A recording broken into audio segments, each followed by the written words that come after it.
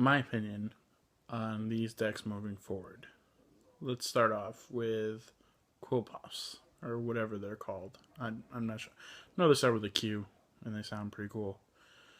So I read the cards like a couple times each, like from every deck, and I feel like they have a tier 0 card in Killer because that card's just nuts, as we all know. And they do have searching and they have plays, but I don't see them being a tier 0 deck. I see them being really good and really up there, and they have strong plays, and they're probably pretty consistent because anything with a searcher is pretty consistent. And I mean, you can use Odd Eyes Pendulum Dragon during the end phase. You know, you search the tool, which searches the other stuff, and a lot of searching. So that's going to be a good deck, I think. In my opinion, it just won't be tier 0. But they can put a lot of monsters on board because that's basically what Pendulum decks are made for. They just put a bunch of monsters on board and, go for game, or, set up like impassable fields or whatever it may be. So that's my opinion on that. They do lose to like, they're all machines, so you can use like System Down if you really want to, or Vanity's Emptiness, of course. Stuff like that, MSTs and all that to mess up their pendulum thing, you just got to play it smart, which I can say about every deck. Shaddolls. Now, they're getting a real good card, I think, with El Shaddol Fusion, which is basically a quick play polymerization specifically for Shaddolls, which kind of takes the place of Super Poly, I guess you could say. That's why they limited it. They probably maybe should have banned it, but that's a different matter. And I believe that will give them a really another good advantage because you can just go attack, attack, attack, and then like Super Poly, just drop El Shaddol Fusion. You know what I mean? I think it's in some cases sometimes better than Super Poly, only because you can do it like from your hand or your field. How do I explain it? Like, you don't have to discard a card. That's the thing that bugs me. I mean, like, you could just trash people with Super Poly. Super Poly's better in the sense that, they have, say, you're playing a mirror match and they have like 2 Shaddol monsters out. You can use their Shaddolls, you know what I mean, and get those. They get their effects, but summon a Winda out. I think that's going to be the main play is like, oh, El Shaddol Fusion on your opponent's turn, summon a Winda out, proceed. You know what I mean? That's what I think. Because, like, say, for example, Burning Abyss, they summon the Tour Guide, they activate effect, you chain El Shaddol Fusion, get your Winda out, they get the monster, Burning Abyss monster out with Tour Guide, and they're basically just stuck there. So, I think that's a good play. They will not be tier 0 either. I think they'll be pretty up there, the tier 1 category, but I don't think they'll be tier 0. Burning Abyss. Now, the tuner was revealed, and then basically people are saying it's fake now, so that's a different strategy altogether. Virgil is a really good synchro. Actually, really, really good.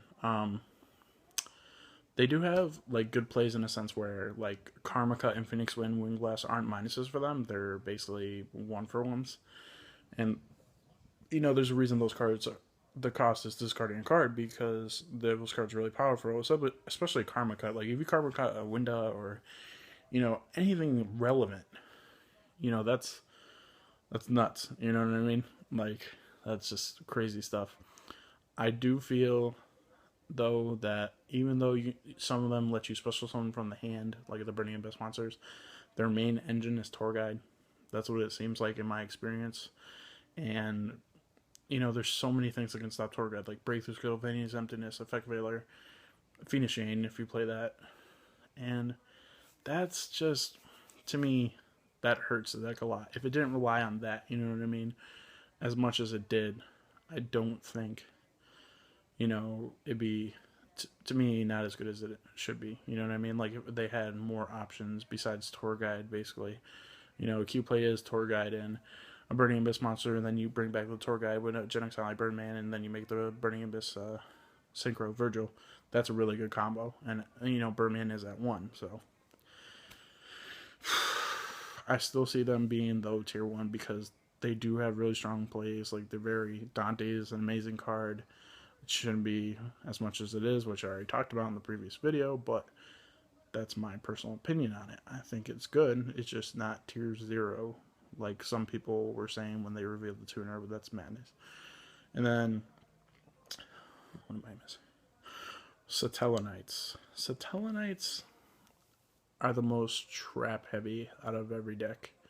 And they have their own Solemn Judgment with us. You draw a card. And they do have plays, and they did actually just reveal a Constellar, like, or not Constellar, wow, Satellanite XYZ that's really good. I think his name's called Snake, or I forgot what he's called, but he's good. I don't remember exactly what he does. He's just really good. And even them right now, like, they're still good XYZ, like, rank. They're the best rank 4 deck probably available. Maybe, you know, depending on what I'm going to talk about next. But Satellites have so many good traps, and, you know, they can run so many good cards, you know. Like, they can sit on, you know, their boss monster and flipping his emptiness and have the trap card set and be like, good luck, you know what I mean? So they're really good. Not tier 0 either. And now the last deck I want to talk about is Fire Fist. I feel like they should be mentioned in this conversation as maybe being higher up in the deck polls, because, you know, Wolfbark's at 3 and Tanky's at 3 and Bear's at 3, and, you know, they are also a very good rank 4 deck, and I do believe that they have strong plays. I feel like they kind of lose to Shaddolls, and they have a matchup against Burning Abyss, but I think against everything else it's pretty good. But, you know, they can also side great cards like every deck can, but, like, they can start off really strong, especially if you wanted to play this. Like, they can run back row too. They can, you know, set up a field with Tiger King, whatever, which is a walking skill drain pretty much, depending on how you look at it. And I do believe that, you know, they do have plays. So that's my personal opinion on them. I mean, there's not too much to say about them because they basically can be the same +1 Fire Fist, shout out to Joe Bogley, as they were before. So they should be worth mentioning. And I just remembered off the top of my head, one last deck I'll mention is the Joe Giolando plants that was going around. I think with Glow Bulb resurfacing, that might have been a mistake on Konami's part. And the Glow Bulb can start up so many plays, kind of in any deck. You can set it up in Shaddolls if you want to. I'm going to run it in Shaddolls when I get one because it's an Earth, then it goes with the Earth Fusion, and if you send it from the deck, then you can make crazy plays doing that. You know what I mean? Like, there's a lot you can do with just that.